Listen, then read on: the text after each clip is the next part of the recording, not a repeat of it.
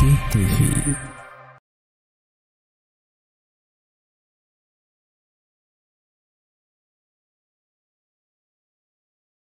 Alhamdulillahilladzi bi ni'matihi ihtadal muhtadun wa bi adlihi dalladallun la yus'alu amma yuf'alu wa hum yus'alun. Ahmaduhu subhanahu hamda abdinas saha rabbahu amma yakulus sholimu.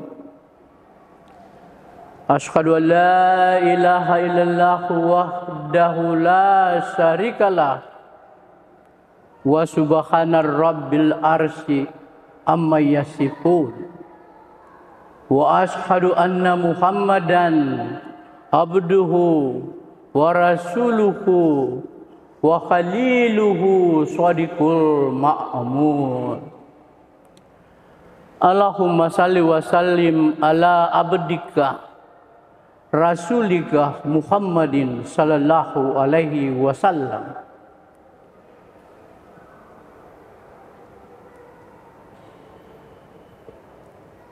Mustamsikun tasliman kasiran. Amma ba'd. Fa ya ibadallah, ittaqullaha wa'alu khairat wajtanibu anil ma'asi wa tughyan. Qala Allah Ta'ala fi kitabil karim, Syahrul Ramadan allazi unsila fihil Qur'an hudan linnas wa bayyinat minal hudan wal furqan. Jamaah Jumat yang dimuliakan Allah, mari kita bersama-sama memanjatkan rasa syukur kehadirat Allah Subhanahu wa Ta'ala. Pada Jumat hari ini kita dapat berjamaah di masjid kita ini, Masjid Syekh Yusuf, masjid kebanggaan orang Goa, kebanggaan umat Islam. Berkenaan dengan itu, perkenankanlah khotib pada hari ini menyampaikan materi khutbah Jumat, diberi judul Kanjuruhan. Kanjuruhan itu adalah nama satu kerajaan di Jawa Timur. Dia kita kenal sekarang karena adanya peristiwa beberapa bulan yang lalu. Kanjuruhan diabadikan sebagai stadion, nama stadion sepak bola di Malang. Tiba-tiba Kanjuruhan ini menjadi sangat terkenal karena adanya tragedi perkelahian supporter antara supporter dari Persema Malang dan Persibaya Surabaya. Insiden sepak bola sering terjadi, baik di kampung, di dalam negeri, di kota-kota, maupun secara internasional. Tetapi insiden di Kanjuruhan itu menjadi menarik, yaitu karena penanganannya menyalahi apa yang disebut dengan standar operasional prosedur atau sering disingkat dengan SOP. Menurut standar FIFA, Federation International Football Association, penanganan kerusuhan atau perkelahian atau insiden di dalam stadion tidak bisa menggunakan apa yang disebut dengan water cannon atau gas air mata. Tetapi aparat kita menggunakan water cannon, menggunakan air mata untuk menangani kerusuhan. Dan ini menurut FIFA menyalahi prosedur, standar operasional prosedur. Sampai di sini kita menyimak betapa penting artinya standar. Standar berarti dalamnya ada nilai-nilai. Di dalam filsafat ada disebut dengan nilai etika.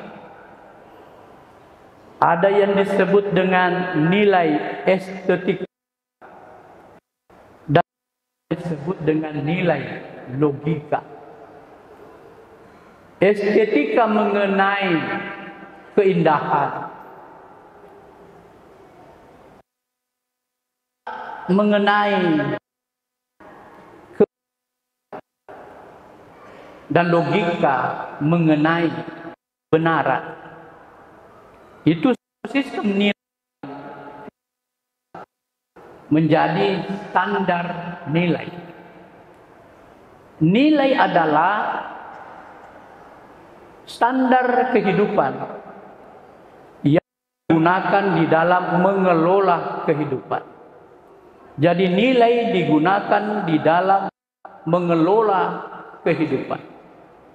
Apakah kehidupan pribadi, kehidupan lembaga, kehidupan negara, dan sebagainya. Berstandar nilai. Khotib mendahului khutbah ini dengan membaca surah Al-Baqarah. Al-Baqarah 185. Yaitu mengenai diturunkan Al-Quran. Al-Quran sebagai hudan linnas, petunjuk kepada manusia, dan antara yang baik dan buruk, antara yang hak dan yang batil. Ulama berpendapat mengenai Al-Baqarah 185 sebagai hudan linnas. Ada yang mengatakan bahwa Al-Quran sebagai hudan linnas, dia juga sebagai hudan lil muttaqin, yaitu petunjuk kepada semua manusia dan petunjuk kepada orang-orang yang bertakwa. Ada juga ulama kita berpendapat bahwa Al-Quran sebagai hudan linnas kepada seluruh manusia, agar supaya manusia itu merasakan keamanan, dan merasakan kebenaran Al-Quran. Ada pendapat yang ketiga dari ulama kita, bahwa Al-Quran sebagai hudan linnas, itu sebagai petunjuk. Di samping sebagai petunjuk, Al-Quran juga dilengkapi petunjuk metodis. Disebut petunjuk metodis bagaimana melaksanakan sesuatu. Dalam hal ini standar operasional prosedur. Berkaitan dengan itu, kita dapat pendapat ulama kita, maka standar operasional prosedur. Kita bisa membayangkan peristiwa yang terdekat Kanjuruhan. Malapetaka yang terjadi 172 orang meninggal tanpa alasan kecuali kesalahan. Karena kalau kita hidup berperilaku di masyarakat tanpa standar operasional, menggauli suami istri tanpa standar operasional, melakukan kegiatan-kegiatan kemasyarakatan tanpa standar operasional, tidak berdasarkan berapa kesalahan-kesalahan yang kita tidak sadari. Mungkin selama ini kita hidup di masyarakat dan kita menekan orang lain. Mungkin selama ini kita menekan suami kita atau menekan istri kita, karena kita tidak mengamalkan Al-Quran sebagai hudan linnas. Di bulan Ramadan ini, bulan yang penuh maghfirah, penuh pengampunan, mari kita melakukan muhasabah, introspeksi, melihat diri masing-masing. Sebagaimana firman Allah, Iqra kitabak, kafa binafsikal yauma alaik hasiba.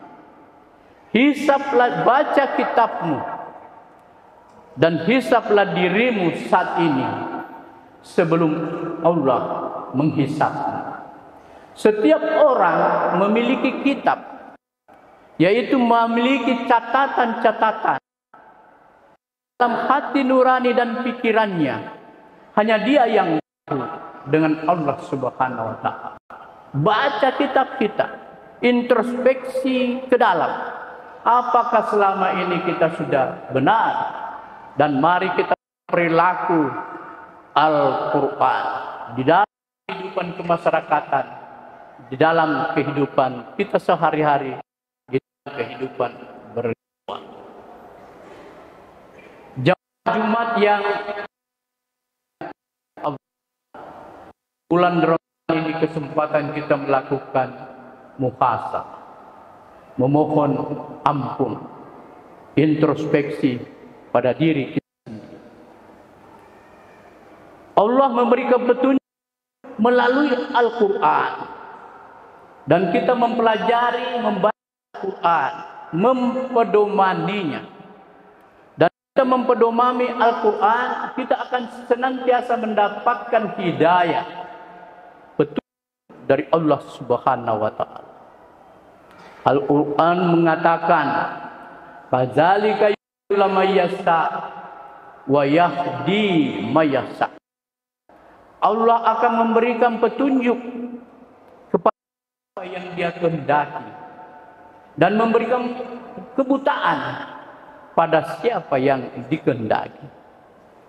Kita tergolong umat yang beri hidayah dan diberi petunjuk, bukan tidak tergolong orang-orang yang dibutakan. Ada 3 kriteria orang-orang yang dibutakan. Innallaha la yahdi musrifat kasalik wa yahdi mayasa.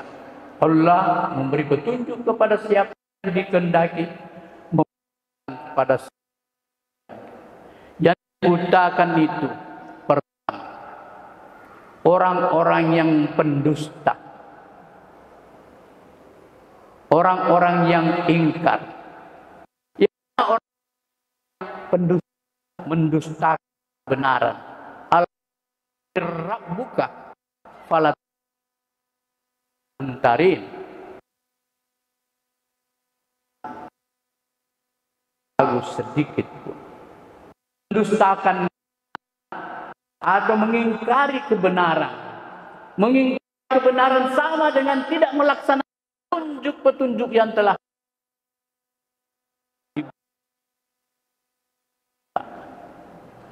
Yang kedua,